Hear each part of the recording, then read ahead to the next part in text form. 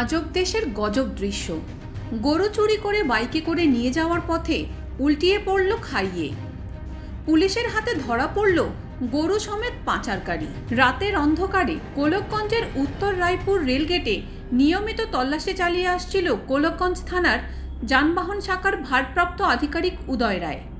ঠিক সেই সময় উদয় রায়ের নেতৃত্বে একটি পুলিশের দল AS17K 4517 নম্বরের একটি বাইক পশ্চিমবঙ্গ থেকে ধুবড়ির অভিমুখে যাওয়ার সময় দুই গরু পাচারকারী পুলিশকে দেখে অন্যদিকে যাওয়ার সময় খাইয়ের মধ্যে উল্টে পড়ল বাইক সমেত পাচারকারী এবং সে থেকে একজন পাচারকারী পালিয়ে যেতে সক্ষম হয়েছে, কিন্তু অপর এক পাচারকারী পুলিশের হাতে ধরা পড়ে।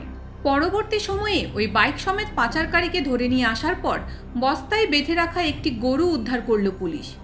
আটক করা পাচারকারী যুবক দক্ষিণ শালমারা মুঠাপাড়ার জাবেদুল ইসলাম বলে জানতে পারা গেছে। উল্লেখ্য যে বিগত কিছুদিন ধরে একাংশ পাচারকারী গরু বস্তায় ভরে বাইকে করে পাচার করে থাকার তথ্য সামনে এসেছে। কি নাম?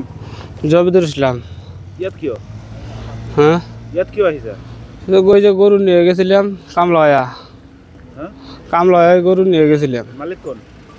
মালিক জহুরুল। জহুরুল ঘর কোন? গরুনগর গরিপুর।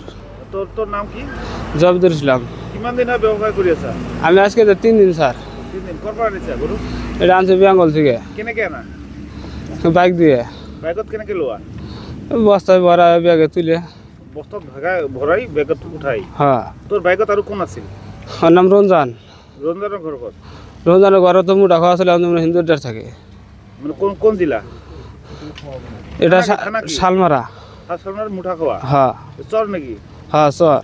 হ্যাঁ হ্যাঁ চর। আচ্ছা, আগত করেছিলেন নাকি? না, আমি আগে করিনি, আজকে 3 দিন স্যার।